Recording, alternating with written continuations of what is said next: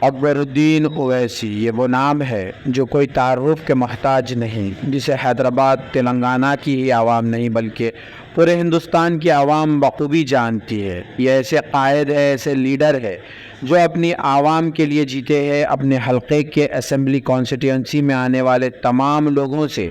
روز تقریباً ملاقات کرتے ہیں اور ان کے بچوں کی پڑھائی کی ذمہ داری ایسے اپنے کاندھوں پر انہوں نے اٹھا لی ہے جیسے وہ ان کے خود کے بچے ہو۔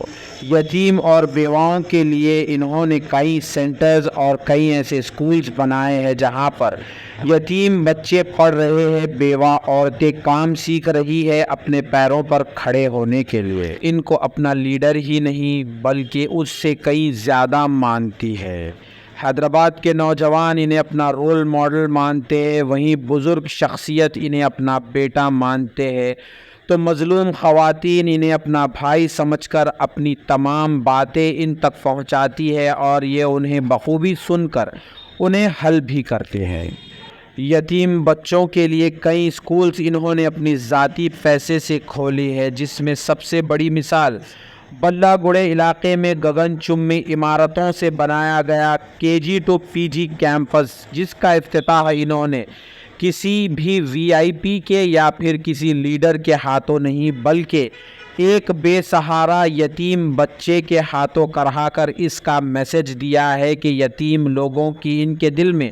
خاصی جگہ ہے، اور ان کے اتنے بڑے کیمپس کو دیکھ کر لوگ یہی سمجھتے ہیں کہ کیا یہ کوئی لندن کی یونیورسٹی ہے، بلکہ یہ لندن کی کوئی یونیورسٹی نہیں بلکہ چندرائن گٹا علاقے کے جہاں کے MLA اکبر الدین اویسی ہیں، وہاں پر یتیم بچوں کا یہ اسکول ہے جہاں پر یتیم بچوں کو بالکل ہی مفت تعلیم دینے کے لیے یہ اسکول کو بنایا گیا ہے۔ انہی کاموں کے چلتے یہ عوام کے بیچ میں خاصی مقبولیت حاصل کرے ہوئے ہے اور ان کے دلوں میں اپنی ایک الگ ہی محبت بنائے ہوئے ہے۔ جب بھی یہ اپنے حلقے کے دورے پر نکلتے ہیں تو نوجوانوں کا ہجوم ان کے پیچھے آ جاتا ہے، بزرگ شخص ان کے آگے آ کر ان کی کلفوشی کرتے ہیں، ان کے سر پر ہاتھ رکھتے ہیں، خواتین انہیں دعائیں دیتی ہے اور ان کی کامیابی کی مرادیں مانگتی ہے، ان کی صحت کی دعا مانگتی ہے۔ یہ وہ لیڈر ہے جو عوام کے بیچ ہر وقت رہتے ہیں، عوام انہیں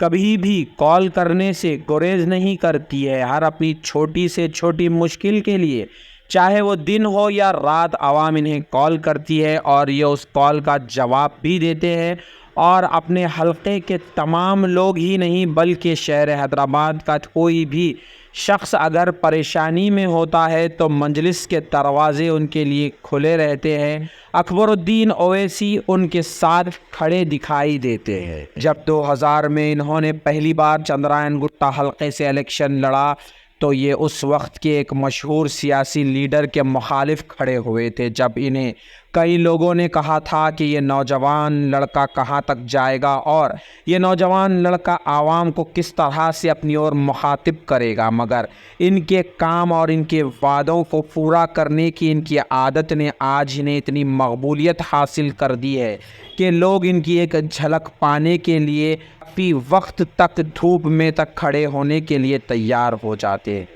2000 کے الیکشن میں انہوں نے ایک اسکول کا وعدہ کیا تھا، جہاں پر وعدہ صرف ایک اسکول کا تھا مگر آج کئی اسکول یتیم بچوں کے لیے انہوں نے بنا دیے ہیں اور یتیم بچے اس اسکول میں خاصا آرام سے اپنی